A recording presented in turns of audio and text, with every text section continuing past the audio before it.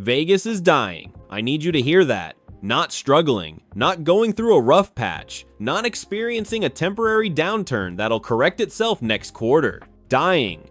The entertainment capital of the world. The city that never sleeps. The neon paradise that promised everyone a shot at something bigger. Dying, and it's not one thing killing it.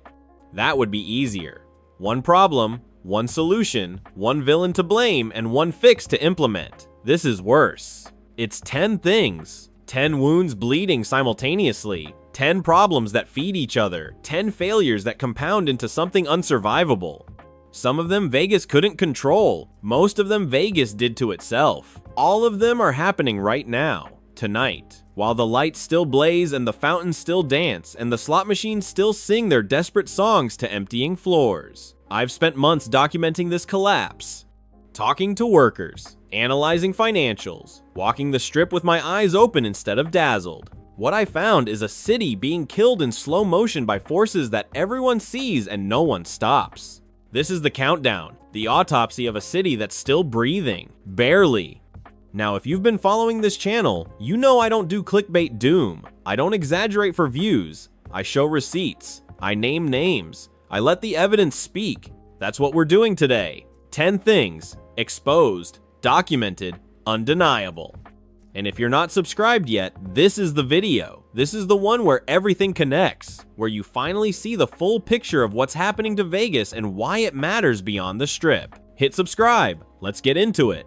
Before we start, I need to tell you something about number 1. It's not what you think. It's not the economy, not inflation, not changing consumer habits. It's something Vegas did to itself.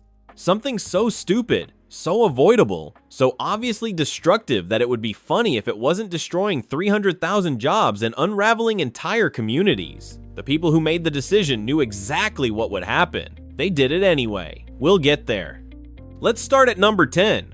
Number 10, water. Look at a map sometime. Find Las Vegas, that glittering dot in the middle of the Mojave Desert, surrounded by nothing but sand and rock and heat that kills. Now ask yourself a simple question. What is a city of 2 million people doing there? The answer used to be Lake Mead, the largest reservoir in the United States. 30 million acre-feet of water backed up behind Hoover Dam, enough to sustain a desert metropolis and its 40 million annual visitors. Used to be.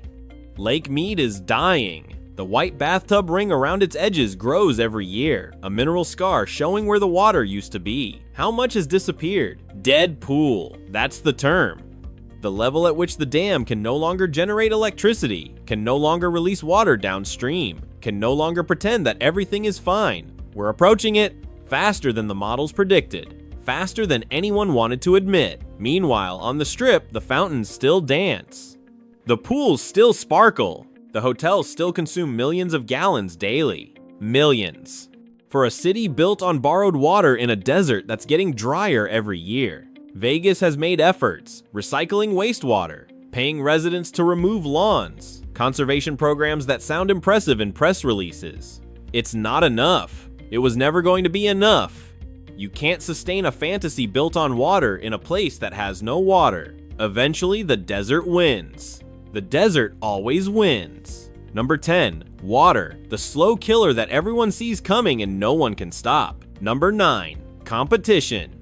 For decades, Vegas had a monopoly on sin. Want to gamble legally? Vegas. Want to see a world-class show? Vegas. Want to disappear into a neon fantasy where the rules don't apply? Vegas. There was no alternative, no competition, nowhere else to scratch that particular itch. That monopoly is dead. Macau recovered from COVID and now generates 6 times the gaming revenue of Las Vegas. 6 times. The new casino capital of the world speaks Cantonese. Online gambling exploded. Why fly to Vegas when you can lose money from your couch? The pandemic taught a generation that the casino can come to you. Sports betting went legal in state after state after state. The corner bar has an app now. The living room is a sports book. Vegas isn't special anymore. Native American casinos dot the map. Regional gambling destinations pull customers who used to drive to the desert. Everyone's dealing now. Everyone's competing for the same shrinking pool of gambling dollars.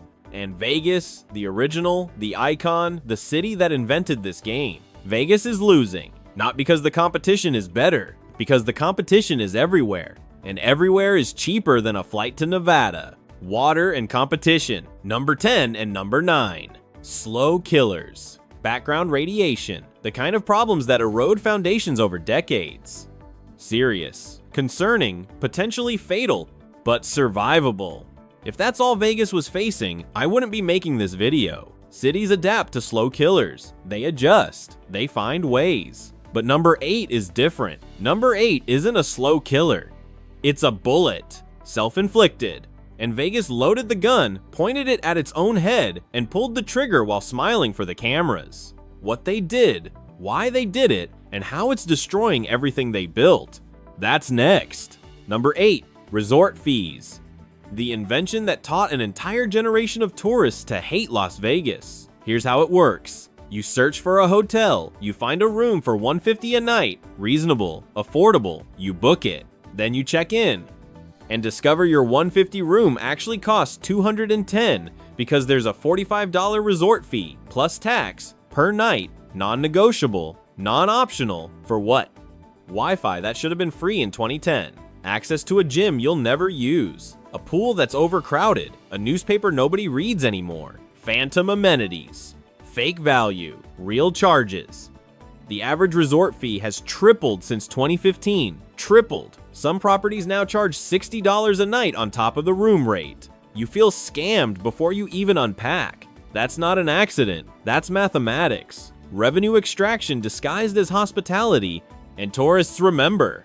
They remember feeling tricked, feeling stupid, feeling like marks instead of guests. They remember when they're deciding where to book next year.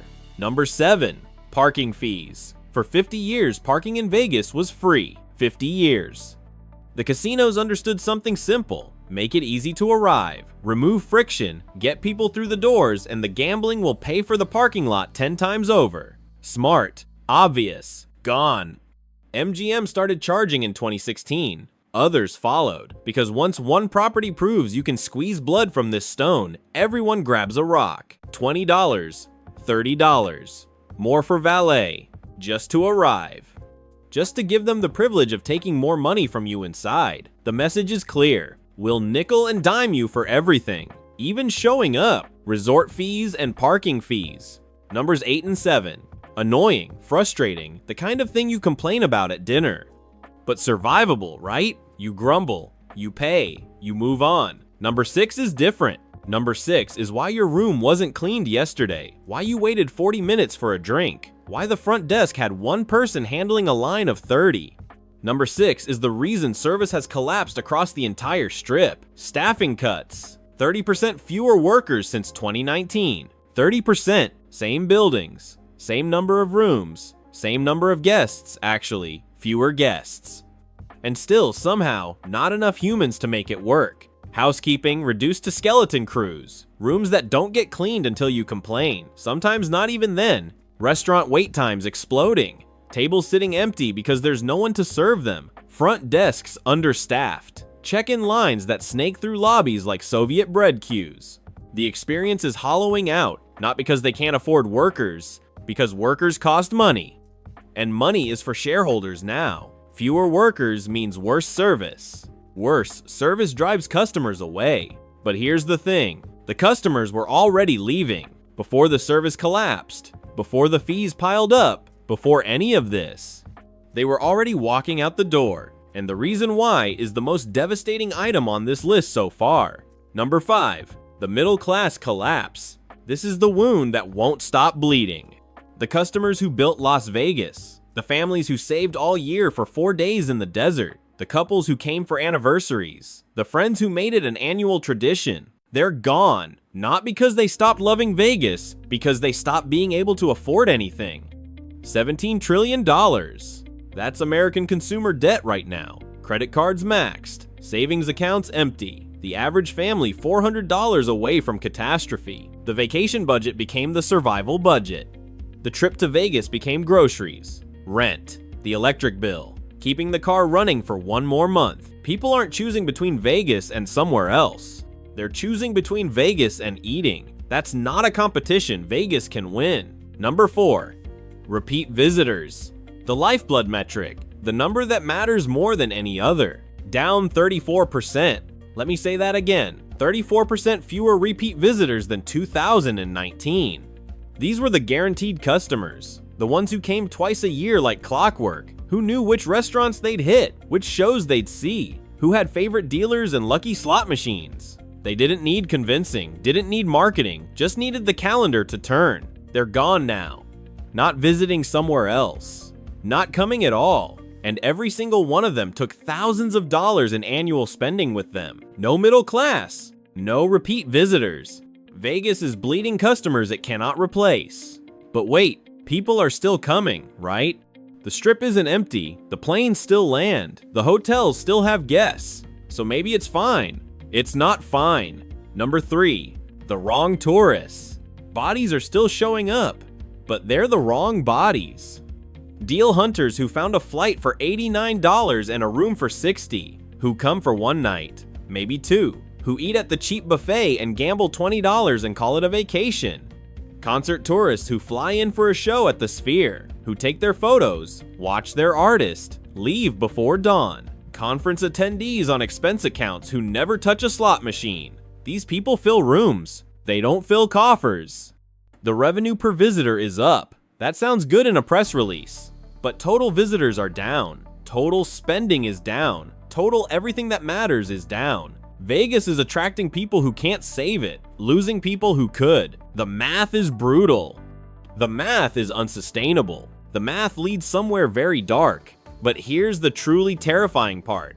Even if the customers came back tomorrow, every single one of them, the middle class, the repeat visitors, the big spenders, even if they all showed up tonight with wallets open and dreams intact, it wouldn't matter. It wouldn't save anything, because number 2 is a trap with no exit.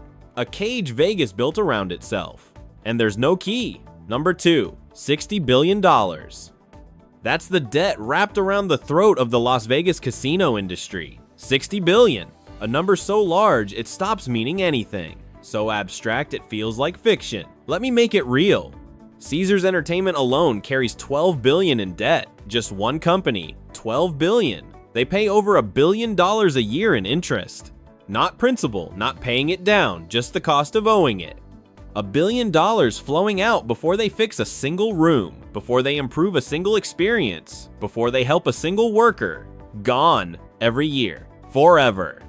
MGM, 30 billion in liabilities. Wynn, 8 billion. Property after property drowning in obligations that were locked in during the boom years. When 40 million visitors seemed guaranteed. When the middle class had money.